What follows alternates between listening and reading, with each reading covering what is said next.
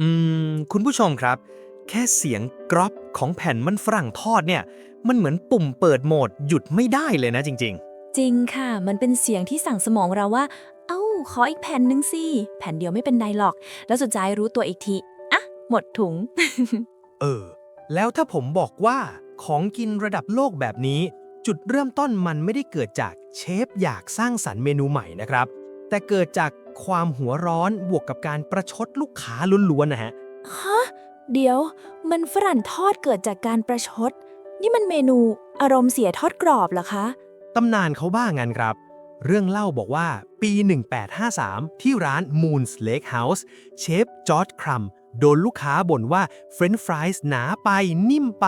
ส่งกลับครัวซ้ำๆเชฟแกเดของขึ้น สไลซ์มันฝรั่งบางเฉียบ ทอดจนแข็ง แล้วโรยเกลือแบบกะให้ไตวายกะว่าจะให้กินไม่ได้เลย อ้าวแล้วลูกค้าดันชอบใช่ไหมคะเป๊ะเลยครับ กลายเป็นเมนูซาราโตกาชิพส์ที่ดังถล่มทลายเลย แต่เดี๋ยวจุดพีคมันอยู่ตรงที่หลักฐานประวัติศาสตร์บอกว่าตำนานนี้อาจจะไม่จริงทั้งชุดครับ อ้าว โดนแกงอีกแล้ว สรุปเรื่องจริงเป็นยังไงกันแน่คะ วันนี้ Zero to Know จะพาไปขุดความจริงที่ซ่อนอยู่หลังความกรอบ จากครัวที่ร้อนระอุ สู่ฮีโร่ตัวจริงที่ถูกลืม งั้นเล่าตำนานแบบเต็มๆให้ฟังหน่อยค่ะ จะได้อินก่อนโดนทำลายความฝัน โอเคครับ ภาพคือครัวร้านหรูในเมืองตากอากาศยุค 1850 ลูกค้า VIP สั่งมันฝรั่งทอดแล้วตีกลับ บ่นว่าหนาไป เชฟทำใหม่ก็โดนอีก จนเชฟโมโหจริงๆ อยากได้บางนักใช่ไหม ความมีดสไลซ์บางเท่ากระดาษ ทอดจนกรอบแข็ง แล้วส่งออกไปแบบประชดชีวิตเลยครับ คือเชฟไม่ได้ทำอาหารแล้วค่ะ เชฟกำลังทำบทลงโทษ ใช่เลย แต่พอทานเข้าไปลูกค้าตาวาวตะโกนสั่งเอาอีก ตำนานบางเวอร์ชั่นถึงกับบอกว่าลูกค้าคนนั้นคือ มหาเศรษฐีคอร์เนเลียสแวนเดอร์บิลเจ้าพ่อรถไฟเลยนะ เพื่อให้สตอรี่ดูขลังระดับฮอลลีวูด ฟังดูสมบูรณ์แบบมาก แล้วที่คุณบอกว่าไม่จริงนี่คือยังไงคะ มาดูหลักฐานที่ทำให้ตำนานนี้สั่นคลอนกันครับ ข้อแรกแวนเดอร์บิลอาจไม่ได้อยู่ตรงนั้นด้วยซ้ำ มีข้อมูลว่าช่วงฤดูร้อนปีนั้น เขาเดินทางไปยุโรป ไม่ได้มานั่งบ่นเฟรนช์ฟรายที่ร้านนี้เลยครับ อ้าว นั้นดารารับเชิญในเรื่องนี้อาจเป็นตัวปลอน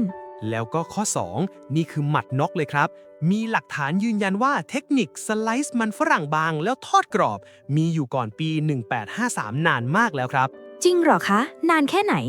ในหนังสือทำอาหารชื่อ The Cook's Oracle ตีพิมพ์ตั้งแต่ปี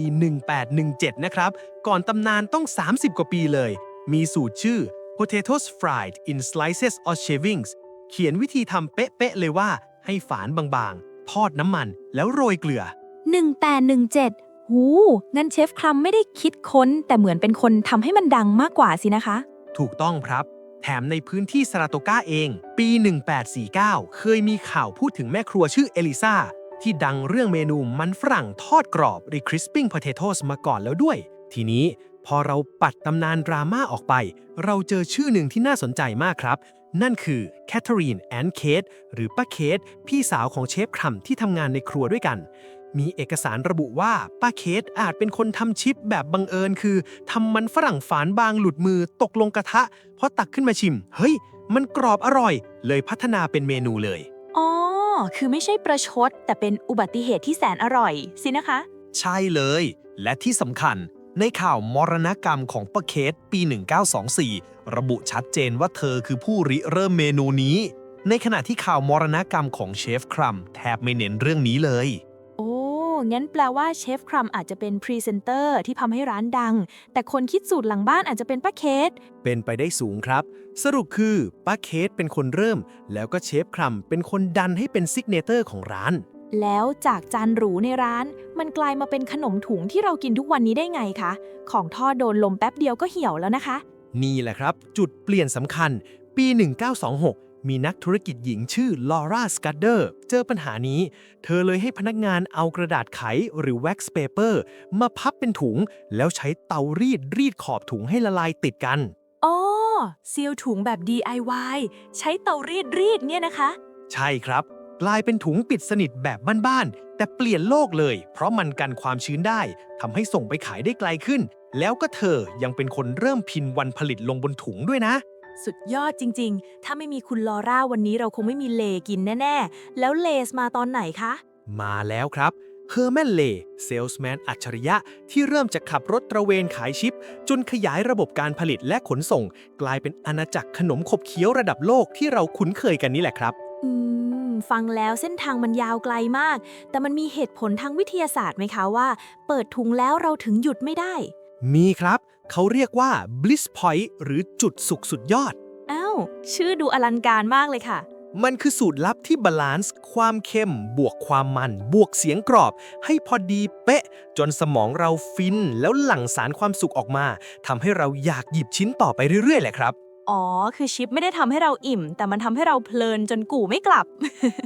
แล้วก็อีกเรื่องที่คนอาจจะเข้าใจผิด ลมในถุงไม่ได้มีไว้หลอกขายนะครับ มันคือก๊าซไนโตรเจนที่ช่วยกันกระแทกไม่ให้ขนมแตก แล้วก็ไล่ออกซิเจนออกไปไม่ให้เหม็นหืน โอเค ลมในถุงคือบอดี้การ์ดของความกรอบนี่เอง ยกโทษให้ก็ได้ค่ะ